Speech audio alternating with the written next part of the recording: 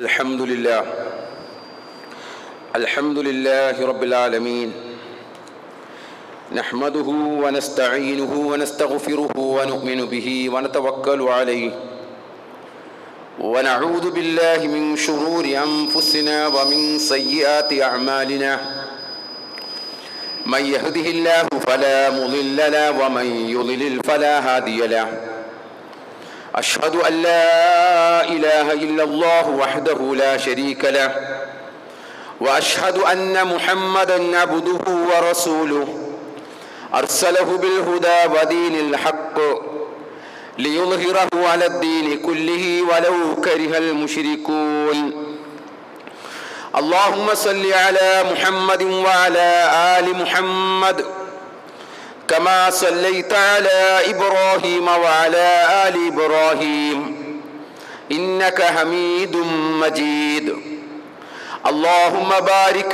على محمد وعلى آل محمد كما باركت على إبراهيم وعلى آل إبراهيم إنك حميد مجيد أما بعد فإن خير الحديث كتاب الله وخير الهدي هدي محمد صلى الله عليه وسلم وشر الأمور محدثاتها وكل محدثة بدعة وكل بدعة ضلالة وكل ضلالة في النار أيها الإخوان والأخوات أوصيكم ونفسي أولا بتقوى الله أعوذ بالله السميع العليم من الشيطان الرجيم يا أيها الذين آمنوا اتقوا الله حق تقاته ولا تموتن إلا وأنتم مسلمون يا أيها الذين آمنوا اتقوا الله وقولوا قولا سديدا يصلح لكم أعمالكم ويغفر لكم ذنوبكم ومن يطع الله ورسوله فقد فاز فوزا عظيما بسم الله الرحمن الرحيم واعبد ربك حتى يأتيك اليقين ഏറെ പ്രിയമുള്ള സഹോദരന്മാരെ, സഹോദരികളെ, സത്യവിശ്വാസികളെ, വിശ്വാസിനികളെ, പ്രപഞ്ച സൃഷ്ടാവായ റബ്ബുൽ ആലമീനായ അള്ളാഹുവിൻ്റെ വിധി വിലക്കുകൾ ജീവിതത്തിൽ ഉടനീളം സൂക്ഷിച്ചും പാലിച്ചും തഖ്വയുള്ളവരായി മുത്തഖീങ്ങളായി ജീവിക്കണമേ എന്ന് എന്നെയും നിങ്ങളെയും ഈ സന്ദർഭത്തിൽ ഓർമ്മപ്പെടുത്തുകയാണ്, ഉപദേശിക്കുകയാണ്, തഖ്വ കൊണ്ട് വസിയത്ത് ചെയ്യുകയാണ്. അല്ലാഹു സുബ്ഹാനഹു വ തആല നമ്മെ എല്ലാവരെയും അവൻ ഇഷ്ടപ്പെടുന്ന അവൻ്റെ യഥാർത്ഥ സ്വാലിഹീങ്ങളുടെ കൂട്ടത്തിൽ, സജ്ജനങ്ങളുടെ കൂട്ടത്തിൽ നമ്മെ എല്ലാവരെയും ഉൾപ്പെടുത്തി അനുഗ്രഹിക്കുമാറാവട്ടെ. പരിശുദ്ധ റമളാൻ വിട പറഞ്ഞതിന് ശേഷമുള്ള രണ്ടാമത്തെ വെള്ളിയാഴ്ചയിലാണ് നമ്മളുള്ളത്. കഴിഞ്ഞ വെള്ളിയാഴ്ച നാം പെരുന്നാൾ സുദിനത്തിലായിരുന്നു. അതുകൊണ്ട് തന്നെ ആ ഒരു പെരുന്നാൾ അനുഭവത്തിലായിരുന്നു, പെരുന്നാൾ ആഘോഷിക്കുന്ന തിരക്കിലായിരുന്നു നമ്മൾ ഉണ്ടായിരുന്നു. അതിനാൽ റമളാൻ പോയ കാര്യം നമുക്ക് അന്നേ ദിവസം വലിയ ഫീല് ആർക്കും ഉണ്ടാവുകയില്ല. കാരണം നമ്മളൊക്കെ പെരുന്നാൾ ആഘോഷിക്കുന്ന ആ ഒരു ചിന്തയിലാണ്, ആ ഒരു സന്തോഷ സുദിനത്തിലാണ് നമ്മളുള്ളത്. എന്നാൽ ഇന്ന് അങ്ങനെയല്ല. ഇന്നിപ്പോൾ റമളാൻ നമ്മളുടെ കൂടെ ഇല്ല എന്നുള്ള ഒരു പരമ യാഥാർത്ഥ്യവുമായിട്ടാണ് നമ്മളൊക്കെ ഇവിടെ ഇരിക്കുന്നത്. റമളാനിൽ വെള്ളിയാഴ്ചകളിലൊക്കെ നമ്മളിവിടെ ഇരിക്കുമ്പോൾ നോമ്പുകാരായിട്ടാണ് നമ്മൾ ഇരുന്നിരുന്നത് എങ്കിൽ ഇന്ന് നമുക്ക് റമദാനിലെ നോമ്പ് അതിൻ്റെ ആ ഒരു ഐശ്വര്യവും അതിൻ്റെ ഒരു ബർക്കത്തും റമദാൻ പോയതോടുകൂടി നമുക്ക് നഷ്ടപ്പെട്ടിരിക്കുകയാണ് എന്നുള്ളത് നമ്മളെ എല്ലാം വളരെയധികം വിഷമിപ്പിക്കുന്ന, വളരെയധികം സങ്കടപ്പെടുത്തുന്ന ഒരു കാര്യമാണ് എന്ന് പറയാതിരിക്കാൻ പറ്റുകയില്ല. മാത്രമല്ല, റമദാനിലെ ദിനങ്ങൾ പെട്ടെന്ന് തന്നെ പോയി. നമുക്ക് വരുമ്പോൾ ആ വരുന്നതിൻ്റെ ഒരു സന്തോഷവും, എന്നാൽ കുറേ ബേജാറും വെപ്രാളവും, എങ്ങനെയാണ് ഈ ചൂടത്ത് എങ്ങനെയൊക്കെ ആയിരിക്കും, എങ്ങനെ നമുക്ക് നോമ്പ് പിടിക്കാൻ പറ്റും, അത്രമാത്രം കഠിനമായ ചൂടിലാണല്ലോ, എങ്ങനെയാണ് ഈ റമദാൻ മാസത്തെ കഴിച്ചു കൂട്ടുക എന്നൊക്കെയുള്ള ഒരു ആവലാതി, ഒരു ആകാംക്ഷ, ഒരു വെപ്രാളം നമ്മളിലൊക്കെ എല്ലാവരിലും ഉണ്ടായിരുന്നതാണ്. എന്നാൽ റമദാൻ ഇങ്ങ് വന്നു, അത് പോയപ്പോൾ നമ്മളൊക്കെ പറയുകയാണ്, നമ്മൾ എത്ര പെട്ടെന്നാണ് ആ പുണ്യദിനങ്ങൾ നമ്മളിൽ നിന്നും കടന്നുപോയതെന്നുള്ള വിഷമത്തോടു കൂടിയുള്ള വർത്തമാനമാണ് നമ്മളിൽ നിന്നും വരുന്നത്. അത്ര വേഗത്തിലാണ് റമദാൻ മാസം നമ്മളിൽ നിന്നും വിട പറഞ്ഞത്. അതിൻ്റെ ആ ഒരു വിഷമം നമുക്ക് ഈ അടുത്തടുത്ത ദിവസങ്ങളിലൊക്കെ ഉണ്ടാകും. പ്രത്യേകിച്ച് നോമ്പ് തുറക്കുന്ന ആ സമയത്തൊക്കെ നമുക്ക് അതിൻ്റെ ആ ഒരു വിഷമം നമുക്ക് അനുഭവപ്പെടാറുണ്ട്. നോമ്പ് തുറക്കുമ്പോൾ ഉള്ള ആ മഗ്‌രിബ് ബാങ്ക് വിളിക്കുമ്പോൾ ഉള്ള ആ ഒരു സന്തോഷം നമുക്കത് ലഭിക്കുന്നില്ല. ഇനി അടുത്ത കൊല്ലം നമ്മൾ ഇനി കാത്തിരിക്കണമല്ലോ, ഇനി ഒരു വർഷം നമ്മൾ കാത്തിരിക്കണമല്ലോ. അങ്ങനെ കാത്തിരിക്കുമ്പോൾ നമ്മൾ ആരൊക്കെ ഇനി ഉണ്ടാകും, ആരൊക്കെ ജീവിച്ചിരിക്കും, ആ അടുത്ത റമദാനിനെ സ്വീകരിക്കാൻ നമ്മൾ എത്ര പേരുണ്ടാകും, ഞാനും നിങ്ങളും ഉണ്ടാകുമോ എന്ന് നമുക്ക് നിശ്ചയമില്ല. ഇൻഷാ അല്ലാഹ് റമദാൻ തീർച്ചയായും കടന്നു വരും. അതങ്ങനെയാണ് അല്ലാഹു സുബ്ഹാനഹു വ തആല സംവിധാനിച്ചിട്ടുള്ള ദിവസങ്ങളെയും ആഴ്ചകളെയും മാസങ്ങളെയും വർഷങ്ങളെയും എല്ലാം അള്ളാഹു സംവിധാനിച്ചിട്ടുള്ളത് ആ ഒരു കണക്കിലാണ്, കൃത്യമായ കണക്കുകളോട് കൂടിയാണ്. ഇന്ന ഇദ്ദത്ത ശുഹൂരി ഇൻദല്ലാഹി ഇസ്ന അശറ ശഹ്റൻ, അള്ളാഹുവിൻ്റെ അടുക്കൽ മാസങ്ങളുടെ എണ്ണം 12ആണ്. ഒരു കൊല്ലം കണക്കാക്കിയിരിക്കുന്ന 12 മാസത്തെയാണ് അള്ളാഹു ഒരു കൊല്ലമായി കണക്കാക്കി വെച്ചിട്ടുള്ളത്. അതിൽ ദിവസങ്ങളുണ്ട്, അതിൽ ആഴ്ചകളുണ്ട്, അതിൽ മാസങ്ങളുണ്ട്, അതിൽ വർഷങ്ങളുണ്ട്. ഈ ആഴ്ചകൾ പോയാലേ പിന്നെ മാസങ്ങൾ കടന്നു വരികയുള്ളൂ, മാസങ്ങൾ പോയാലേ വർഷങ്ങൾ കടന്നു വരികയുള്ളൂ. അപ്പം ഇങ്ങനെ കറങ്ങിക്കൊണ്ടിരിക്കുക. അതിൽ 9ാമത്തെ മാസമാകുമ്പോൾ വീണ്ടും റമദാൻ മാസം നമ്മിലേക്ക് വന്നണയും. ഇൻഷാ അല്ലാഹ് അല്ലാഹു സുബ്ഹാനഹു വ തആല വീണ്ടും ആ റമദാനിനെ, ആ പരിശുദ്ധമായ ദിനങ്ങളെ കണ്ടുമുട്ടാനുള്ള തൗഫീഖ്, സൗഭാഗ്യം അള്ളാഹു നമുക്ക് എല്ലാവർക്കും പ്രദാനം ചെയ്യുമാറാവട്ടെ. സഹോദരങ്ങളെ, ഈ അടുത്ത ദിനങ്ങളിൽ നമ്മൾ കഴിഞ്ഞ വെള്ളിയാഴ്ച ആ പെരുന്നാളിൻ്റെ തിരക്കിൽ വെച്ചുകൊണ്ട് വെള്ളിയാഴ്ചകളിൽ കുറച്ച് കാര്യങ്ങൾ നിങ്ങളുടെ ശ്രദ്ധയിൽപ്പെടുത്തുകയുണ്ടായി. റമദാനിന് ശേഷമുള്ള അതിൻ്റെ കുറച്ചുകൂടി വിസ്തരിച്ച് നമ്മൾക്ക് മനസ്സിലാക്കി എടുക്കേണ്ടതുണ്ട്. അതിൽപ്പെട്ടത് ഒന്ന് വിലയിരുത്തണം നമ്മളെല്ലാവരും. എങ്ങനെ ആയിരുന്നു എൻ്റെ റമദാൻ എന്നുള്ള കാര്യം ഒരു അടിസ്ഥാനപരമായിട്ടുള്ള ഒരു നല്ല വിശാല അർത്ഥത്തിൽ തന്നെ നമ്മൾ ആ റമദാനിനെ ഒന്ന് നോക്കിക്കാണണം, ഒന്ന് വിലയിരുത്തണം. എങ്ങനെ ഉണ്ടായിരുന്നു എൻ്റെ റമദാൻ, റമദാനിന് മുമ്പുള്ള ഞാൻ എങ്ങനെയായിരുന്നു, പിന്നെ റമദാൻ വന്നപ്പോൾ ഉള്ള അവസ്ഥ എന്തായിരുന്നു, ഇപ്പോൾ റമദാൻ പോയതിനു ശേഷം എങ്ങനെയാണ് ഇനി ഞാൻ എന്നുള്ള കാര്യത്തിലൊക്കെയുള്ള ഒരു വിലയിരുത്തൽ മാറിയിരുന്നു. പിന്നെ എന്ത് ചെയ്യണം, എല്ലാവരും ചെയ്യുന്നത് പോലെ തന്നെ നമ്മളുടെ സാധാരണ ഭൗതികപരമായ ചില കാര്യങ്ങൾ, വീട്ടിലെ കാര്യങ്ങൾ, എന്തെങ്കിലും ഒരു പ്രോഗ്രാം, ഒരു ഫംഗ്ഷൻ വീട്ടിൽ ഉണ്ടാകുമ്പോഴൊക്കെ അതിനെക്കുറിച്ച് നേരത്തെ തന്നെ നമ്മൾ പ്ലാൻ ചെയ്യും. അത് കഴിഞ്ഞാലോ നമ്മൾ അതിനെക്കുറിച്ച് ഒന്ന് വിലയിരുത്തും.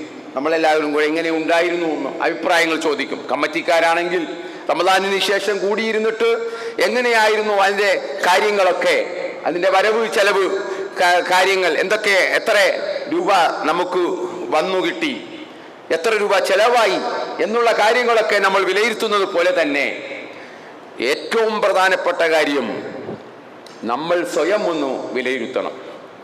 നമുക്കെന്ത് ഉമർ റളിയല്ലാഹു അൻഹു പറയുന്ന, എപ്പോഴും നമ്മൾ കേൾക്കാറുള്ള ഹാസിബു അൻഫുസകും ഖബ്ല അൻ തുഹാസബു, നിങ്ങൾ സ്വയം ഒന്ന് നിങ്ങളെ വിചാരണ ചെയ്യണം. നിങ്ങൾ വിചാരണ ചെയ്യപ്പെടുന്നതിന് മുമ്പായി, അല്ലെ? വലിയ ഒരു വിചാരണ കാത്തു നിൽക്കുന്നവരാണ്, ഒരു പരലോകത്തെ മുന്നിൽ കാണുന്നവരാണ് നമ്മളെല്ലാവരും. ഒരു മനുഷ്യരെ അഭിമുഖീകരിക്കേണ്ടവരാണ് നമ്മൾ ഓരോരുത്തരും. നാളെ അള്ളാഹുവിന്റെ കോടതിയിൽ നിൽക്കേണ്ടവരാണ് നമ്മൾ.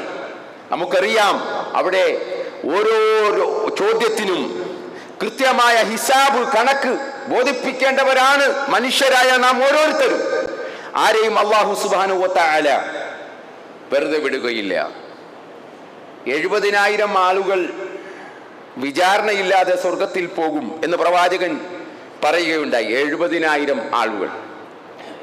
അപ്പൊ ആ കൂട്ടത്തിലാണോ നമ്മൾ? അറിയുകയില്ല, നിശ്ചയമില്ല, നമുക്ക് ഉറപ്പിച്ചു പറയാൻ സാധിക്കുകയില്ല. പ്രവാചകൻ ഇത് പറയുമ്പോൾ തന്നെ ഒരാൾ എഴുന്നേറ്റ് നിന്ന് ആ സദസ്സിൽ പറയുന്നുണ്ട്, പ്രവാചകരെ, ആ കൂട്ടത്തിൽ ഞാൻ ഉണ്ടാവും. ഉക്കാശ എന്ന് പറയുന്ന സഹാബി പ്രവാചകനോട് ചോദിച്ചു, പ്രവാചകരെ, ആ വിചാരണയില്ലാത്ത 70,000-ൽ ഒരാൾ ഞാനായിരിക്കുമോ? അതെ എന്ന് പ്രവാചകൻ പറഞ്ഞു. വീണ്ടും അടുത്തയാൾ എഴുന്നേറ്റ് എന്ന്, പ്രവാചകരെ, ഞാനും. ഇല്ല, ഉക്കാശ കൊണ്ടുപോയി, അത് ഉക്കാശ കൊണ്ടുപോയി എന്നവർ. അപ്പോ അങ്ങനെയുള്ള അവസ്ഥയാണ് നമുക്ക് ഓരോരുത്തർക്കും ഉള്ളത്. അപ്പൊ നമുക്ക് ആർക്കും നിശ്ചയമില്ല. അപ്പൊ വിചാരണ എന്ന് പറയുന്ന വളരെ കഠിനമായ കാര്യമാണ് വിചാരണ എന്ന് പറയുന്നത്. അപ്പൊ ആ ഒരു വിചാരണ വരുന്നതിന് മുമ്പേ തന്നെ നമ്മളൊന്ന് സ്വയം ഒന്ന് മരിക്കുന്നതിന് മുമ്പ് നമ്മളൊന്ന് വിലയിരുത്തുക. ഈ നിമിഷത്തിൽ, അടുത്ത നിമിഷം നമ്മൾ മരണപ്പെട്ടാൽ എൻ്റെ ഈ റൂഹ് ഏറ്റെടുക്കുന്നത് നന്മയുടെ മലക്കുകളാണോ തിന്മയുടെ മലക്കുകളാണോ? ആരാണ് നമ്മളെ സ്വീകരിച്ച് ആനയിച്ച് നമ്മുടെ റൂഹിനെ അള്ളാഹുവിന്റെ സന്നിധിയിലേക്ക് കൊണ്ടുപോകുന്നത്? ആരായിരിക്കും? എവിടെയായിരിക്കും എൻ്റെ സ്ഥാനം? നാളെ പരലോകത്ത് എവിടെയായിരിക്കും? സ്വർഗത്തിലായിരിക്കുമോ അതോ നരകത്തിലായിരിക്കുമോ? ഞാൻ മരണപ്പെട്ടു പോയാൽ, നമ്മളൊക്കെ ഇപ്പോഴും എന്താണ്, ഇന്നഹും യറൗനഹു ബഈദ വനറാഹു ഖരീബ, അവർ അതിനെ ദൂരത്തായിട്ട് കാണുന്നു. പരലോകത്തെയും അതേപോലെ നമ്മുടെ മരണത്തെയും എല്ലാം നമ്മൾ ദൂരെയായിട്ടാണ് കാണുന്നത്. ഇനിയുമുണ്ട്, എത്രയോ കൊല്ലങ്ങൾ നമ്മുടെ മുമ്പിൽ ഇനിയും ഇങ്ങനെ നിൽക്കുന്നു എന്നാണ് നമ്മൾ കാണുന്നത്. അള്ളാഹു പറയുന്നത് വനറാഹു ഖരീബ, അതിനെ നാം അടുത്തായിട്ടാണ് കാണുന്നത്, ഏറ്റവും അടുത്തായിട്ടാണ് കാണുന്നത്. ഖിയാമത്ത് നാൾ ഒരു കണ്ണ് ഇമ പറ്റുന്ന സമയം അത്രയും അടുത്തു നിൽക്കുന്നു എന്നാണ്. അത്രയും ആ സമയത്തേക്കാണ് നമ്മളുള്ളത്. എപ്പോഴാണ് ഖിയാമത്ത് നാൾ, അല്ലെങ്കിൽ എപ്പോഴാണ് നമ്മുടെ അന്ത്യം? നമുക്കാർക്കും മുൻകൂട്ടി പ്രവചിക്കാൻ, മുൻകൂട്ടി കാണാൻ സാധിക്കുകയില്ല. എപ്പോഴാണ് നമ്മൾ മരണപ്പെടുക? അടുത്ത വെള്ളിയാഴ്ച നമ്മൾ ഇവിടെ ഉണ്ടാകുമോ? വേണ്ട, അടുത്ത വഖത്തിൽ നമ്മൾ ഉണ്ടാകുമോ? മേൽപോട്ട് കഴിക്കുന്ന ശ്വാസം കീഴ്പോട്ട് ഇറക്കാൻ നമുക്ക് സാധിക്കുമോ? അത്രയും ഗ്യാരണ്ടി ഇല്ലാത്ത ജീവിതമാണ് നമ്മുടെ ഓരോരുത്തരുടെയും ജീവിതമെങ്കിൽ നമ്മൾ സഹോദരങ്ങളെ നന്നായിട്ട് ആലോചിച്ച് തീരുമാനമെടുക്കുക. ഞാൻ മരണപ്പെട്ടാൽ എൻ്റെ അവസ്ഥ എന്തായിരിക്കും? എന്നോടൊപ്പം എൻ്റെ പാപങ്ങൾ ഏറ്റെടുക്കാൻ ഞാൻ ഏറെ സ്നേഹിക്കുന്ന എൻ്റെ കുടുംബത്തിലെ ആരും, എൻ്റെ മക്കളോ എൻ്റെ ഭാര്യയോ ആരും എന്നോടൊപ്പം ഉണ്ടാവുകയില്ല. അവരാരും എന്നെ സഹായിക്കാൻ ഉണ്ടാവുകയില്ല. ഞാൻ ഒറ്റക്കായിരിക്കും റബ്ബിന്റെ മുമ്പിൽ സമാധാനം പറയേണ്ടി വരിക എന്നുള്ള ഒരു ബോധത്തോടു കൂടി തന്നെ നമ്മൾ ഈ ഒരു വിലയിരുത്തൽ അത്യാവശ്യമാണ്. റമദാനിനെ തൊട്ടുമുമ്പുള്ള ഈ ആഴ്ചകളിൽ, റമദാനിന് ശേഷമുള്ള തൊട്ടുമുമ്പുള്ള ആഴ്ചകളിൽ അങ്ങോട്ട് പോയാൽ നമ്മൾ വിസ്മൃതിയിലാവും. റമദാനിനെ മറന്നുപോകും നമ്മൾ. നമ്മൾ വേറെ തിരക്കിലും വേറെ ചിന്തയിലേക്കും ഒക്കെ നമ്മൾ പോകും. റമദാനിനെ നമ്മൾ മറക്കും. പിന്നീട് റമദാനിനെ നമുക്ക് ഓർമ്മ വരിക, റമദാൻ പിന്നീട് അടുത്ത മാസം റമദാൻ ഇതാ വരികയാണ് എന്നുള്ള ആ റമദാൻ അടുത്തു വരുമ്പോഴാണ് പിന്നീട് റമദാനെ കുറിച്ച് ഓർമ്മ വരിക. അപ്പോ ഈ സമയത്ത് നമ്മൾ ആലോചിക്കണം സഹോദരങ്ങളെ, എവിടെയാണ് ഉമർ റളിയല്ലാഹു അൻഹു പറഞ്ഞത്, ഹാസിബു അൻഫുസകും ഖബ്ല അൻ തുഹാസബു, നിങ്ങൾ സ്വയം ഒന്ന് വിചാരണ നടത്തുക, നിങ്ങൾ വിചാരണ ചെയ്യപ്പെടുന്നതിന് മുമ്പേ. അതേപോലെ തന്നെ നിങ്ങളുടെ കർമ്മങ്ങൾ തുലാസിൽ, നന്മയുടെയും തിന്മയുടെയും തുലാസിൽ നിങ്ങളുടെ കർമ്മങ്ങൾ വെച്ച് തൂക്കുമ്പോൾ അവിടെ നിങ്ങളുടെ കർമ്മങ്ങൾ നന്മയുടെ തുലാസാണോ തിന്മയുടെ തുലാസാണോ ഖനം എന്നുള്ള കാര്യം നിങ്ങളൊന്ന് ആലോചിച്ചു നോക്കുക, നിങ്ങളൊന്ന് തൂക്കി നോക്കുക. നമ്മുടെ കർമ്മങ്ങൾ, ഇതുവരെയുള്ള കർമ്മങ്ങൾ മുന്നിൽ വെച്ചുകൊണ്ട് നമ്മളൊന്ന് തൂക്കി നോക്കുക, ഏതിനാണ് കനം കൂടുതൽ, ഏതിനാണ് കനം കൂടുതൽ. ഇവിടെ തന്നെ ഇപ്പോൾ വെള്ളിയാഴ്ച ആളുകൾ കുറവായിട്ടാണ് ഞാൻ ഇവിടെ നിന്ന് കാണുന്നത്. ഞാൻ നേരത്തെ ഒക്കെ ഇവിടെ ഖുത്ബ പറഞ്ഞിട്ടുണ്ടായിരുന്നു. ആളുകളൊക്കെ ഇഷ്ടംപോലെ ആളുകളെ കാണാമായിരുന്നു. ഖുത്ബ തുടങ്ങുമ്പോൾ തന്നെ അത്യാവശ്യം കുറെ ആളുകൾ നിറഞ്ഞ ഒരു സദസ്സ് കാണുമായിരുന്നു. ഇപ്പോൾ കാണുന്നില്ല, എവിടെ പോയി?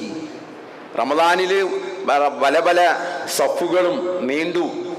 തറാവീഹ് നമസ്കരിക്കാൻ മണിക്കൂറുകൾ നിന്ന് നമസ്കരിക്കാൻ നമുക്കൊരു മടിയും ഉണ്ടായിരുന്നില്ല. ആ സഫിന്റെ നീളം കൂടുതലായിരുന്നു. പക്ഷെ ഇപ്പോൾ വളരെ പ്രധാനപ്പെട്ട ഒരു സമയത്ത് അല്ലാഹു സുബ്ഹാനഹു വ തആല പറഞ്ഞത്, യാ അയ്യുഹല്ലദീന ആമനൂ ഇദാ നൂദിയ ലിസ്സലാത്തി മിൻ യൗമിൽ ജുമുഅത്തി ഫസ്ഔ ഇലാ ദിക്രില്ലാഹ്. ഫസ്ഔ ഇലാ ദിക്രി, അല്ലാഹുവിന്റെ കൽപ്പനയാണ്, നാം സ്ഥിരം കേൾക്കുന്നതാണ്. ഫസ്ഔ ഇലാ ദിക്രില്ലാഹ്, അല്ലാഹുവിന്റെ സ്മരണയിലേക്ക് നിങ്ങൾ ഓടി വരുവിൻ, ധൃതി വെച്ചു വരുവിൻ എന്ന് പറഞ്ഞിട്ട് നമുക്ക് എന്താണ്, നമ്മൾ ഇങ്ങനെ പുറന്നോട്ട് നിൽക്കുകയാണ്, പുറന്നോട്ട് നിൽക്കുകയാണ്. അതെന്താണ് സൂചിപ്പിക്കുന്നത്? അതെന്താണ് നമ്മളെ ധരിപ്പിക്കുന്നത്? റമദാൻ വന്നതിന് ശേഷം നമുക്കൊരു മാറ്റം ഉണ്ടാക്കാൻ നമുക്ക് സാധിച്ചിട്ടില്ല എന്നുള്ള തെളിവാണത്. ഞാൻ കഴിഞ്ഞ വെള്ളിയാഴ്ച പറഞ്ഞതുപോലെ നോമ്പ് പിടിക്കാൻ വേണ്ടി, അല്ലെ നോമ്പ് തുറക്കാൻ വേണ്ടി നമ്മൾ നോമ്പ് പിടിച്ചവരാണ്. നോമ്പ് തുറക്കാൻ വേണ്ടി നമ്മൾ നോമ്പ് പിടിച്ചു. അല്ലാതെ നോമ്പ് കൊണ്ടുള്ള എത്രയോ ലക്ഷ്യങ്ങളുണ്ട്. നോമ്പ് കൊണ്ട് എത്രയോ കാര്യങ്ങളാണ് അള്ളാഹു നമുക്ക് പറഞ്ഞുതരാം. ആ ആയത്തിൽ തന്നെ അള്ളാഹു പറയുന്നത് ലഅല്ലക്കും തത്തഖൂൻ, നിങ്ങൾ സൂക്ഷ്മത പാലിക്കാൻ വേണ്ടിയാണ് എന്നാണ്. ആ ആയത്തിൽ തന്നെ നോമ്പ് നിർബന്ധമാക്കിക്കൊണ്ടുള്ള ആയത്തിൽ തന്നെ അള്ളാഹു സുബ്ഹാനഹു വ തആല പറയുന്നത് നിങ്ങൾ ലഅല്ലക്കും തത്തഖൂൻ, നിങ്ങൾ സൂക്ഷ്മത പാലിക്കുന്നവരായി തീരാൻ വേണ്ടിയാണ്. എന്നാൽ എന്തുകൊണ്ട് നമുക്ക് നമ്മുടെ ഈ പറയപ്പെട്ട വളരെ പ്രധാനപ്പെട്ട നോമ്പിന് മുമ്പേ അതിന്റെ ക്രമത്തിൽ പറയുകയാണെങ്കിൽ, 1 ഷഹാദത്ത് കലിമയാണ്, 2 നമസ്കാരമാണ്, 3 സക്കാത്ത്, 4-മത്തതാണ് നോമ്പ് ക്രമത്തിലാണെങ്കിൽ. അപ്പോ ഈ നോമ്പിനേക്കാൾ സക്കാത്തിനേക്കാൾ ഏറ്റവും പ്രധാനമായിട്ട് ഇസ്ലാം പഠിപ്പിച്ചിട്ടുള്ളത് നമസ്കാരത്തെ കുറിച്ച് സംബന്ധിച്ചാണ്. അതിലും ഏറ്റവും പ്രധാനം ജുമാ നമസ്കാരത്തെ സംബന്ധിച്ചാണ്. ആ ജുമാ നമസ്കാരത്തിൽ എന്തുകൊണ്ട് നമുക്ക് നേരത്തെ എത്തിച്ചേരാൻ കഴിയുന്നില്ല? എന്തുകൊണ്ട് രാവിലെ തന്നെ നമുക്ക് അതിനുവേണ്ടി ഒരുങ്ങി പുറപ്പെടാൻ സാധിക്കുന്നില്ല? നേരത്തെ വന്നുകൊണ്ട് പള്ളിയിൽ ഇരുന്നു കൊണ്ട് സൂറത്തുൽ കഹ്ഫ് നമുക്ക് പാരായണം ചെയ്യാൻ സാധിക്കുന്നില്ല? നമ്മളൊക്കെ ആലോചിക്കേണ്ടത്, ജോലിക്കാരും ജോലി തിരക്കൊണ്ട് അവരെ പറയുകയല്ല. എന്നാൽ ഈ ജോലി തിരക്കും മറ്റുള്ള കാര്യങ്ങളും എല്ലാം ക്രമീകരിച്ചുകൊണ്ട് ഈ വിളിക്ക് ഉത്തരം നൽകാൻ, യാ അയ്യുഹല്ലദീന ആമനൂ ഇദാ നൂദിയ ലിസ്സലാത്തി മിൻ യൗമിൽ ജുമുഅത്തി ഫസ്ഔ ഇലാ ദിക്രില്ലാഹ്, അല്ലാഹുവിന്റെ സ്മരണയിലേക്ക് നിങ്ങൾ ധൃതി വെച്ച് വരുവിൻ എന്ന് പറയുന്ന ആ വിളിക്ക് ഉത്തരം നൽകാൻ നമുക്കറിയാമല്ലോ. ജുമാക്ക് ഹാജർ രേഖപ്പെടുത്തുന്ന കാര്യങ്ങളൊക്കെ, അതേപോലെ തന്നെ ആദ്യത്തെ സഫില് ആദ്യം വരുന്നവർക്ക് ഒട്ടകത്തെ അർത്ഥക്കൂലി, അതൊക്കെ നമുക്കറിയാം. ആടിനെ അർത്ഥക്കൂലി, കോഴിമുട്ടയുടെ കൂലി, കോഴിമുട്ട ദാനം ചെയ്ത കൂലി എന്നൊക്കെ നമ്മൾ പഠിച്ചവരാണ്, കേട്ടവരാണ്, മനസ്സിലാക്കിയവരാണ്. ആ ഒരു ശിക്ഷണത്തിൽ, കേട്ട കാര്യങ്ങൾ, അറിയുന്ന കാര്യങ്ങൾ മനസ്സിലാക്കിയ കാര്യങ്ങൾ പ്രവർത്തിക്കാനാണ് ഉള്ളത് എന്ന് നമ്മൾ മനസ്സിലാക്കുക. അത് കേട്ടുപോകാൻ വേണ്ടി മാത്രമുള്ളതല്ല. ഇത് ഞാനും നിങ്ങളും ഏറെ ശ്രദ്ധിക്കേണ്ട കാര്യമാണ് സഹോദരങ്ങളെ. ആ ദിവസത്തിൽ, നാളെ പരലോക നാളിൽ അള്ളാഹു നമ്മുടെ കർമ്മങ്ങൾ പ്രദർശിപ്പിക്കുമെന്നാണ്. നമ്മൾ ചെയ്ത കർമ്മങ്ങളെല്ലാം അള്ളാഹു പ്രദർശിപ്പിക്കും. നമ്മൾ ആരെങ്കിലും ഇഷ്ടപ്പെടുമോ? നമ്മൾ ചെയ്ത എല്ലാ കാര്യങ്ങളും വളരെ കൃത്യമായിട്ട് നമ്മൾ ഇവിടെ എന്തെല്ലാം സ്ക്രീനിൽ നമ്മൾ ചെയ്യുന്ന പ്രവർത്തനങ്ങൾ കിട്ടാൻ നമ്മൾ ഇഷ്ടപ്പെടുമോ? അള്ളാഹുവിന്റെ സ്ക്രീൻ എന്തായിരിക്കും അപ്പോൾ? ഒന്ന് ആലോചിച്ച് നോക്കുക. അതുകൊണ്ടാണ് ഇബ്രാഹിം നബി പ്രാർത്ഥിച്ചിട്ടുണ്ട്, വലാ തുഖ്സിനി യൗമൽ ഖിയാമ, റബ്ബേ എന്നെ ആ ഖിയാമത്ത് നാളിൽ എന്നെ അപമാനിക്കല്ലേ റബ്ബേ. ആരാ പ്രാർത്ഥിക്കുന്നത്? ഖലീലുല്ലാഹി ഇബ്രാഹിം അലൈഹിസ്സലാത്തു വസ്സലാം, അള്ളാഹുവിന്റെ ഉറ്റ ചങ്ങാതി, ഉറ്റ കൂട്ടുകാരൻ എന്ന് വിശേഷിപ്പിക്കപ്പെട്ട മഹാനായ ഇബ്രാഹിം അലൈഹിസ്സലാത്തു വസ്സലാം പ്രാർത്ഥിക്കുകയാണ്, റബ്ബി വലാ തുഖ്സിനി യൗമൽ ഖിയാമ, പടച്ചവനെ ഖിയാമത്ത് നാളിൽ എന്നെ നീ അപമാനിക്കരുത് റബ്ബേ. എന്താണ്? ആളുകളുടെ മുമ്പിൽ ഒന്ന് ഉരുകിപ്പോകുന്ന ഒരവസ്ഥ.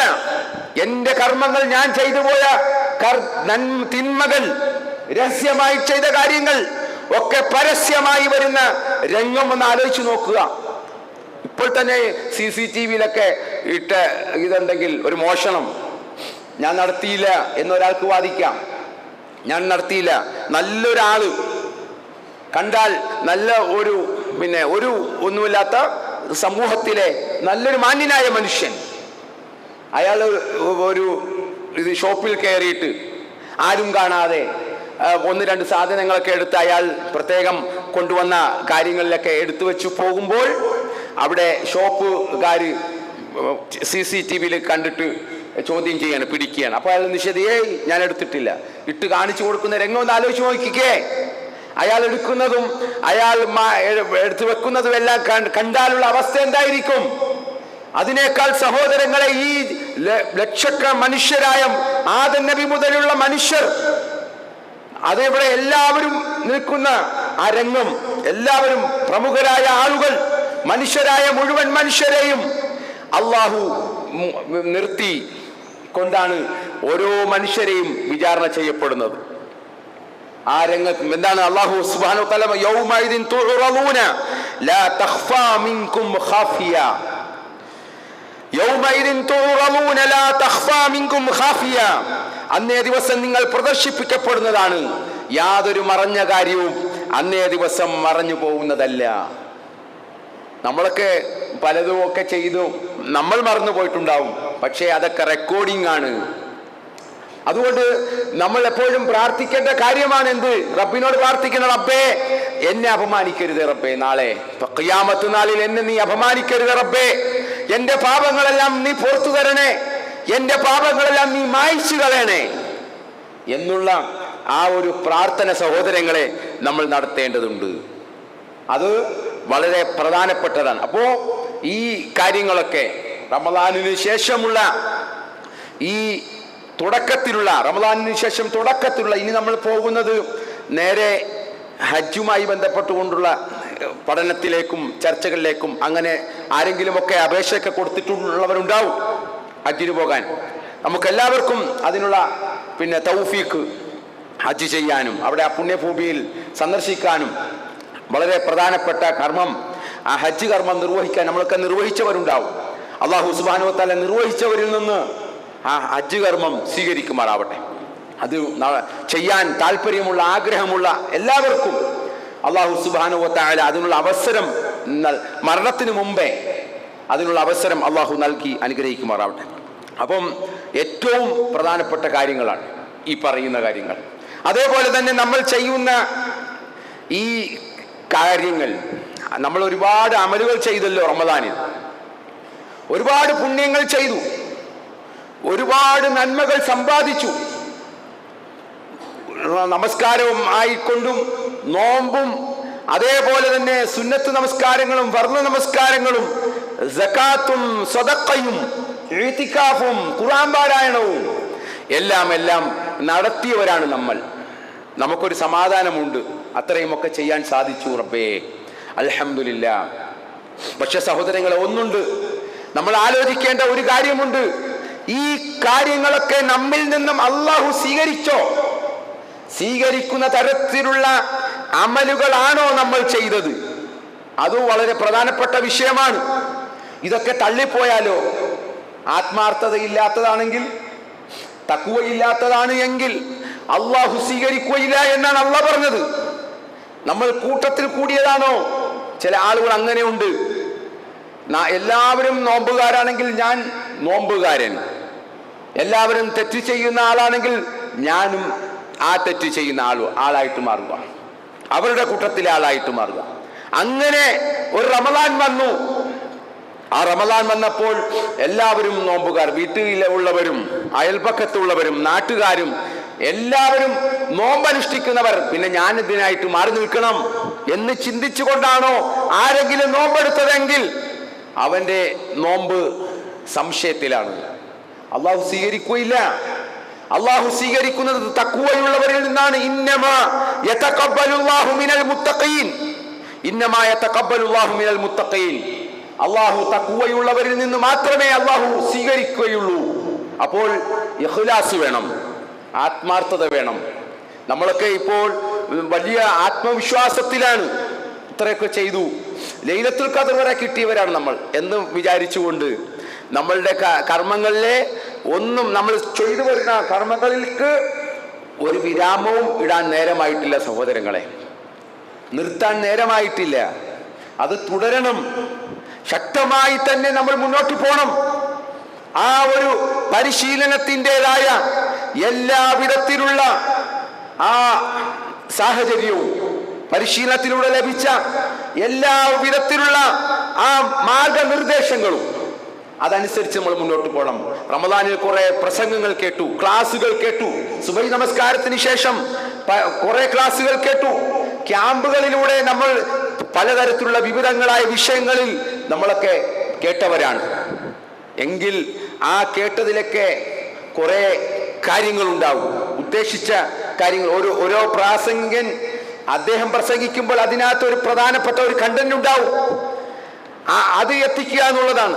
അത് ആളുകൾക്ക്, തൻ്റെ സഹോദരങ്ങൾക്ക് എത്തിച്ചു കൊടുക്കുക, മനസ്സിലാക്കി കൊടുക്കുക എന്നുള്ളതാണ് ആ പ്രാസംഗികൻ ഉദ്ദേശിക്കുന്നത്. എങ്കിൽ ഓരോ ക്ലാസ്സിലും ലക്ഷ്യം വെച്ചിട്ടുള്ള ആ പ്രധാനപ്പെട്ട പോയിന്റുകളൊക്കെ നമ്മളുടെയൊക്കെ ജീവിതത്തിൽ നമ്മൾ തുടർത്തിപ്പോരണം, നിലനിർത്തിപ്പോരണം. അല്ലാഹു സുബ്ഹാനഹു വ തആല അത്തരത്തിൽ നന്മകളിൽ മുന്നേറുന്ന, നന്മകളിൽ ഇസ്തിഖാമത്തോടുകൂടി നിലനിൽക്കുകയും അത് തുടർന്നു പോരുകയും ചെയ്യുന്ന യഥാർത്ഥ സത്യവിശ്വാസികളുടെ കൂട്ടത്തിൽ അള്ളാഹു നമ്മെ എല്ലാവരെയും ഉൾപ്പെടുത്തി അനുഗ്രഹിക്കുമാറാവട്ടെ.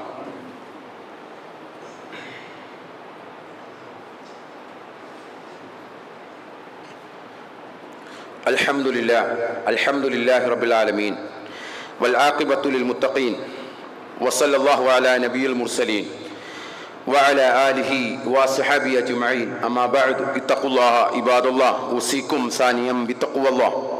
പ്രിയമുള്ള സഹോദരന്മാരെ, ഒരിക്കൽ കൂടി അള്ളാഹുവിൻ്റെ വിധിവിലക്കുകൾ അനുസരിച്ച് ജീവിക്കണമെന്ന് എന്നെയും നിങ്ങളെയും ഉപദേശിക്കുകയാണ്. അള്ളാഹു നമ്മെ എല്ലാവരെയും അനുഗ്രഹിക്കുമാറാവട്ടെ. സഹോദരങ്ങളെ, കർമ്മങ്ങൾ സ്വീകരിക്കപ്പെടുക എന്നുള്ളത് ഏറ്റവും പ്രധാനപ്പെട്ടതാണ്. അങ്ങനെ നമ്മളുടെ കർമ്മങ്ങൾ തള്ളിപ്പോയാൽ ഏറ്റവും വലിയ നിരാശർ പിന്നെ വേറെ ആരുമില്ല. നാളെ പരലോകത്ത് അള്ളാഹു ചില ആളുകളുടെ കർമ്മങ്ങളിലേക്ക് നേരെ തിരിയുകയും അതിനെ ധൂളികളാക്കി പറപ്പിച്ചു കളയുകയും ചെയ്യുമെന്ന് സൂറത്തുൽ ഫുർഖാനിൽ അള്ളാഹു സുബ്ഹാനഹു വ തആല പറയുന്നു. വഖദിംനാ ഇലാ മാ അമിലു മിൻ അമലിൻ ഫജഅൽനാഹു ഹബാഅൻ മൻസൂറാ. അള്ളാഹു പറയും, വഖദിംനാ ഇലാ മാ അമിലു മിൻ അമലിൻ, അവർ ചെയ്തു വെച്ച അമലുകളിലേക്ക് നാം തിരിയും. ഫജഅൽനാഹു ഹബാഅൻ മൻസൂറ, എന്നിട്ട് ആ കർമ്മങ്ങളെ അള്ളാഹു എടുത്ത് വലിച്ചെറിയും, ദൂരെ വലിച്ചെറിയും. കാറ്റത്ത് പൊടി പാറി പോകുന്നത് പോലെ നമ്മുടെ കർമ്മങ്ങളെ അള്ളാഹു ധൂളികളാക്കി മാറ്റും, പൊടിപടലങ്ങളാക്കി അള്ളാഹു തള്ളിക്കളയുമെന്നാണ്. അപ്പൊ ആ ഒരു അവസ്ഥ നമുക്ക് ഒരിക്കലും ഉണ്ടാകാൻ പാടില്ല. അതുകൊണ്ട് നമ്മളൊക്കെ ശ്രദ്ധിക്കണം. ചെയ്യുന്ന കർമ്മങ്ങൾ അത് അള്ളാഹു സ്വീകരിക്കപ്പെടണം എന്ന് വളരെ നിഷ്ഠ നമുക്ക് വേണം. ഒരു 2 റക്അത്താണ് നമസ്കരിക്കുന്നതെങ്കിൽ അത് പരിപൂർണമായും അള്ളാഹു സ്വീകരിക്കുന്ന വിധത്തിലായിരിക്കണം നമ്മൾ നമസ്കരിക്കേണ്ടത്. അല്ലാതെ മറ്റുള്ളവരെ കാണിക്കാൻ വേണ്ടിയോ മറ്റുള്ളവരുടെ നിന്നും നല്ലത് കിട്ടാൻ വേണ്ടിയോ ഒന്നും ആയിരിക്കരുത് നമ്മൾ കർമ്മങ്ങൾ ചെയ്യേണ്ടത്. മഹാനായ അബ്ദുല്ലാഹ് ഇബ്നു മസ്ഊദ് റളിയല്ലാഹു അൻഹു പറയുകയാണ്, ലഅൻ അകൂന അഅലമു അന്ന അല്ലാഹ തഖബ്ബല മിന്നി അമലൻ അഹബ്ബ ഇലയ്യ മിൻ അൻ യകൂന ലി മിൽഉൽ അർളി ദഹബ.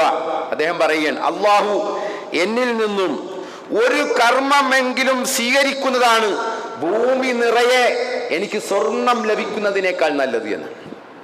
അള്ളാഹു ഞാൻ ചെയ്തു വെച്ച ഒരു കർമ്മമെങ്കിലും സ്വീകരിക്കുന്നതാണ് എനിക്ക് കുറെ സ്വർണം കിട്ടുന്നതിനേക്കാൾ എനിക്കേറെ ഇഷ്ടം എന്ന് പറഞ്ഞ സഹാബിയാണ് മഹാനായ അബ്ദുല്ലാഹ് ഇബ്നു മസ്ഊദ് റളിയല്ലാഹു അൻഹു. നോക്കുക സഹോദരങ്ങളെ, അവർക്കൊക്കെ വെപ്രാളമാണ്, ആദിയാണ്. നമുക്ക് അങ്ങനെ വല്ല ബേജാറോ വെപ്രാളമുണ്ടോ? ഇങ്ങനെ നമ്മളൊക്കെ വളരെ വിശ്വാസത്തിൽ എടുത്തിരിക്കുകയാണ്, അതൊക്കെ കഴിഞ്ഞു, ഇനി അവിടെ എല്ലാം റെഡിയായി എന്നാണ്. പക്ഷേ സഹാബിമാരാണ് ഈ പറയുന്നത്. അവരുടെയൊക്കെ ജീവിതത്തിൽ മഹാനായ ഉമർ റളിയല്ലാഹു അൻഹുവിനെ സംബന്ധിച്ച് നമുക്കറിയാം, സ്വർഗം കൊണ്ട് സന്തോഷ വാർത്ത അറിയിക്കപ്പെട്ട 10 പേരിൽ ആ ഖലീഫമാരായ 4 പേരിൽ ഒരാൾ, അശറത്തുൽ മുബശ്ശിരീൻ എന്ന് പറയുന്ന സ്വർഗം കൊണ്ട് സന്തോഷ വാർത്ത അറിയിക്കപ്പെട്ടവരിൽ പ്രധാനിയാണ് മഹാനായ ഉമർ റളിയല്ലാഹു അൻഹു. തീർന്നില്ല, അദ്ദേഹത്തിന്റെ വിശേഷണം ഒരുപാടുണ്ട് പറയാൻ. അദ്ദേഹം പോകുന്ന വഴിയിൽ ഇബ്ലീസ് പോലും മുന്നിൽ നടക്കുമായിരുന്നില്ല. അദ്ദേഹത്തിന്റെ ആ അടുക്കൽ ഇബ്ലീസ് വരുമായിരുന്നില്ല. ഇബ്ലീസ് ഭയന്നു, ഇബ്ലീസ് പേടിച്ചു പോകുമായിരുന്നു. അങ്ങനെയുള്ള ഉമർ റളിയല്ലാഹു അൻഹു അതേപോലെ തന്നെ അദ്ദേഹത്തിന്റെ അഭീഷ്ടപ്രകാരം, ആഗ്രഹപ്രകാരം ഖുർആനിൽ 8ഓളം സന്ദർഭങ്ങളിൽ ആയത്ത് പോലും അവതരിക്കുകയുണ്ടായിട്ടുണ്ട്. അങ്ങനെയുള്ള ഉമർ റളിയല്ലാഹു അൻഹു. പ്രവാചക പത്നിമാർ പ്രവാചകനോട് ഞങ്ങൾക്ക് ഇത് പോരാ, ഞങ്ങൾക്ക് ജീവിക്കാൻ ഇത് പോരാ എന്ന് പറഞ്ഞപ്പോൾ ഉമർ റളിയല്ലാഹു അൻഹു പറഞ്ഞു, പ്രവാചകരെ അങ്ങനെയാണെങ്കിൽ അവരെ അങ്ങ് ഒഴിവാക്കി വിട്ടേക്ക്, അതല്ലേ നല്ലത്. ആയത്ത് അവതരിപ്പിച്ചു, ആസാ റബ്ബുഹു ഇൻ തല്ലഖകുന്ന അൻ യുബ്ദിലഹു അസ്വാജൻ ഖൈറൻ മിൻകുന്ന മുസ്ലിമാത്തിൻ മുഅ്മിനാത്തിൻ ഖാനിതാത്തിൻ തായിബാത്തിൻ ആബിദാത്തിൻ. നോക്കുക, ഉമർ റളിയല്ലാഹു അൻഹുവിന്റെ ആഗ്രഹപ്രകാരം അല്ലാഹു സുബ്ഹാനഹു വ തആല ആയത്ത് അവതരിപ്പിക്കുകയാണ്. ഏറ്റവും പ്രവാചകരെ നിങ്ങൾക്ക് നല്ല ഭാര്യമാർ, ഇവരെ ഒഴിവാക്കിക്കോ, നല്ലതിനെ തരാം, മുസ്ലിമാത്തായ മുഅ്മിനാത്തായ ഖാനിതത്തായ തായിബത്തായ ആബിദത്തായ ഒരെ നിങ്ങൾക്ക് നൽകാം പ്രവാചകരെ എന്ന് പറഞ്ഞുകൊണ്ട് ആയത്ത് അവതരിപ്പിച്ചു. കള്ള് നിരോധിക്കണം, അത് സമ്പൂർണമായി നിരോധിക്കണം എന്ന് പറഞ്ഞപ്പോൾ അള്ളാഹു ആയത്ത് അവതരിപ്പിക്കുകയാണ്, ഫഹൽ അൻതും മുൻതഹൂൻ, നിങ്ങൾ വിരമിക്കാൻ തയ്യാറായില്ലേ എന്ന് ചോദിച്ചുകൊണ്ട് അദ്ദേഹത്തിന്റെ ആഗ്രഹപ്രകാരം ആയത്ത് അവതരിപ്പിക്കുന്നു. ആ ഉമർ റളിയല്ലാഹു അൻഹു 8ഓളം സന്ദർഭങ്ങളിൽ ആ ഉമർ റളിയല്ലാഹു അൻഹു ഹുദൈഫ റളിയല്ലാഹു അൻഹുവിനോട് വന്ന് ചോദിക്കുന്ന ഒരു ചോദ്യമുണ്ട് സഹോദരങ്ങളെ. മദീനയിലെ മുനാഫിക്കുകളെ കുറിച്ച് ഹുദൈഫ റളിയല്ലാഹു അൻഹു എന്ന് പറഞ്ഞാൽ നബി സല്ലല്ലാഹു അലൈഹി വസല്ലമയുടെ മനസാക്ഷി സൂക്ഷിപ്പുകാരനാണ്, രഹസ്യം സൂക്ഷിക്കുന്ന ആളാണ് ഹുദൈഫ റളിയല്ലാഹു അൻഹു. അദ്ദേഹത്തോട് വന്ന് ചോദിക്കുകയാണ്, പ്രവാചകർ മദീനയിലെ മുനാഫികളെ കുറിച്ച് നിങ്ങളോട് പറഞ്ഞിട്ടുണ്ടല്ലോ, ആ കൂട്ടത്തിലെങ്ങാനും ഉമറിന്റെ പേരുണ്ടോ ഹുദൈഫ? എനിക്ക് പറഞ്ഞു തരണം. നോക്കുക സഹോദരങ്ങളെ, അങ്കലാപ്പാണ്, വെപ്രാളമാണ്. മദീനയിൽ ജീവിക്കുന്ന ആ മുനാഫിക്കുകളുടെ പേരുടെ കൂട്ടത്തിൽ ഉമറിന്റെ പേരുണ്ടോ? ഹുദൈഫയോട് വന്ന് ചോദിക്കുകയാണ്. അത്രമാത്രം അവർക്ക് ആദിയായിരുന്നു ഓരോ വിഷയത്തിലും. സ്വർഗം കൊണ്ട് സന്തോഷ വാർത്ത അറിയിക്കപ്പെട്ട ഇവരൊക്കെ ഇങ്ങനെയായിരുന്നുവെങ്കിൽ സഹോദരങ്ങളെ, നമ്മളൊക്കെ എങ്ങനെയായിരിക്കണം? നമ്മളുടെ ഓരോ കർമ്മങ്ങൾ മുന്നിലെടുത്ത് വെച്ചുകൊണ്ട് ഇതെന്റെ സ്വീകരിക്കുമോ? സുബഹി നമസ്കരിച്ചു, നമ്മൾ 2 റക്അത്ത് സ്വീകരിക്കുമോ? റബ്ബ് പടച്ചവൻ സ്വീകരിക്കുമോ? 1 മാസക്കാലം വ്രതമനുഷ്ഠിച്ചു നമ്മൾ, അള്ളാഹു സ്വീകരിക്കുമോ? സ്വീകരിക്കുന്ന തരത്തിലാണോ നമ്മുടെ ആ നോമ്പുകൾ? മനുഷ്യരെന്നുള്ള നിലയ്ക്ക് എന്തെങ്കിലുമൊക്കെ പോരായ്മകൾ ഉണ്ടാകും. അതിനും പ്രായച്ചിത്തം നമ്മൾ ചെയ്തവരാണ് ഫിത്ർ സക്കാത്ത്. തുഹറത്തുൽ ലിസ്സായിമി, നോമ്പുകാരന്റെ ആ തുഹറത്തിന് വേണ്ടി, പരിശുദ്ധിക്ക് വേണ്ടി. നോമ്പിൽ വന്ന് പോയ വീഴ്ചകളിലൊക്കെ പൊറുക്കപ്പെടാൻ വേണ്ടി അല്ലാഹു സുബ്ഹാനഹു വ തആല നിശ്ചയിച്ച ഒരു ഇബാദത്താണ് ഫിത്ർ സക്കാത്ത്. അതൊക്കെ നമ്മൾ നിർവഹിച്ചവരാണ്. അപ്പോൾ സ്വാഭാവികമായിട്ടും വീഴ്ചകളും പോരായ്മകളും ഒക്കെ ഉണ്ടാകും. അപ്പൊ അതൊക്കെ മാറ്റി വെച്ചുകൊണ്ട് നമ്മളുടെ കർമ്മങ്ങൾ മുന്നിൽ വെച്ചുകൊണ്ട് നമ്മൾ ആലോചിക്കുക, നാളെ നാം റബ്ബിന്റെ കോടതിയിലേക്ക് കടന്നു ചെല്ലുമ്പോൾ ആ രണ്ട് കൈയും നീട്ടി സ്വീകരിക്കാൻ, നമ്മളുടെ സന്തോഷത്തോടുകൂടി പുഞ്ചിരിയോടുകൂടി നമ്മളുടെ റമളാനിലെ നോമ്പും നമ്മൾ ചെയ്ത അമലുകൾ സ്വാലിഹാത്തുകളും എല്ലാം അതിനുള്ള പ്രതിഫലം സ്വീകരിക്കാൻ റയ്യാൻ എന്ന കവാടത്തിലൂടെ വിളിക്കപ്പെടാൻ മാത്രമുള്ള സമ്പാദ്യമാണോ, അമലുകളാണോ നമ്മൾ ചെയ്തത്? അതോ ഈ പറഞ്ഞതുപോലെ നമ്മളുടെ കർമ്മങ്ങളെ ചിതറിച്ച് കളയുമോ റബ്ബ്? അറിയില്ല. അതുകൊണ്ട് സഹോദരങ്ങളെ, നന്നായി പ്രാർത്ഥിക്കുക. ചെറിയൊരു പ്രാർത്ഥന പോലെ കരഞ്ഞുകൊണ്ട് പ്രാർത്ഥിക്കുക. കാന സലഫ് യബ്കൂന സിത്തതു അശ്ഹുരിൻ ബഅദ റമളാനിൻ യസ്അലൂന അല്ലാഹൽ ഖുബൂൽ. കാന സലഫ്, സലഫുകളുടെ ഒരു പ്രത്യേകത പറയുകയാണ്, യബ്കൂന, അവർ കരയുമായിരുന്നു. സിത്തത അശ്ഹുരിൻ, 6 മാസക്കാലം റമളാൻ കഴിഞ്ഞാൽ 6 മാസക്കാലം അവർ കരയുമായിരുന്നു. എന്തിനാണ് കരയുന്നത്? യസ്അലൂന അല്ലാഹൽ ഖുബൂൽ, റബ്ബേ സ്വീകരിക്കണേ എന്ന് ചോദിച്ചുകൊണ്ട്, കർമ്മങ്ങളെ സ്വീകരിക്കണേ എന്ന് ചോദിച്ചുകൊണ്ട് അവർ കരയുമായിരുന്നു എന്ന്. അപ്പോൾ ആ ഒരു വിധത്തിൽ, ആ ഒരു അർത്ഥത്തിലൊക്കെ നമ്മൾ നമ്മുടെ കർമ്മങ്ങൾ മുന്നിൽ വെച്ചുകൊണ്ട് റബ്ബിനോട് പ്രാർത്ഥിക്കുക, അല്ലാഹു നമ്മുടെ അമലുകളെല്ലാം സ്വീകരിക്കുമാറാവട്ടെ. നമ്മളിൽ നിന്നും വന്നുപോയ ചെറുതും വലുതുമായ വീഴ്ചകളും പോരായ്മകളും എല്ലാം അല്ലാഹു നമുക്ക് പുറത്ത് മാപ്പ് നൽകുമാറാവട്ടെ. നാളെ പരലോകത്ത് റയ്യാൻ എന്ന കവാടത്തിലൂടെ നോമ്പുകാരെ വിളിക്കപ്പെടുമ്പോൾ ആ കൂട്ടത്തിൽ അല്ലാഹു സുബ്ഹാനഹു വ തആല നമ്മെ എല്ലാവരെയും ആ റയ്യാൻ കവാടത്തിലൂടെ സ്വർഗത്തിലേക്ക് പ്രവേശിക്കുന്ന യഥാർത്ഥ നോമ്പുകാരുടെ കൂട്ടത്തിൽ അല്ലാഹു നമ്മെ എല്ലാവരെയും ഉൾപ്പെടുത്തി അനുഗ്രഹിക്കുമാറാവട്ടെ. നമ്മുടെ കൂട്ടത്തിൽ രോഗം കൊണ്ടും അതേപോലെ തന്നെ മറ്റുള്ള പ്രയാസങ്ങൾ കൊണ്ടുമൊക്കെ, കടം കൊണ്ടും ശാരീരികമായ ബുദ്ധിമുട്ടുകൾ കൊണ്ടും എല്ലാം പ്രയാസപ്പെടുന്ന എല്ലാവർക്കും അല്ലാഹു ആഫിയത്തും ആരോഗ്യത്തോടു കൂടിയുള്ള ദീർഘായുസ്സും നൽകി അനുഗ്രഹിക്കുമാറാവട്ടെ. എല്ലാവിധ പരീക്ഷണങ്ങളിൽ നിന്നും അല്ലാഹു നമ്മെ എല്ലാവരെയും കാത്തുരക്ഷിക്കുമാറാവട്ടെ. യുദ്ധമില്ലാത്ത ഒരു സമാധാനപൂർണമായ ഒരു ലോകം അല്ലാഹു സുബ്ഹാനഹു വ തആല, ഒരു ജീവിതം അല്ലാഹു സുബ്ഹാനഹു വ തആല നമുക്ക് എല്ലാവർക്കും നൽകി അനുഗ്രഹിക്കുമാറാവട്ടെ. اللهم اغفر للمؤمنين والمؤمنات والمسلمين والمسلمات الأحياء منهم والأموات إنك مجيب دعوة يا قاضي الحاجات. اللهم ربنا آتنا في الدنيا حسنة وفي الآخرة حسنة وقنا عذاب النار. اللهم ربنا تقبل منا إنك أنت السميع العليم. اللهم ربنا تقبل منا صيامنا وقيامنا إنك أنت السميع العليم. ربنا تقبل منا إنك أنت السميع العليم وتب علينا إنك أنت التواب الرحيم واغفر لنا برحمتك يا أرحم الراحمين. سبحان ربك رب العزة عما يصفون وسلام على المرسلين.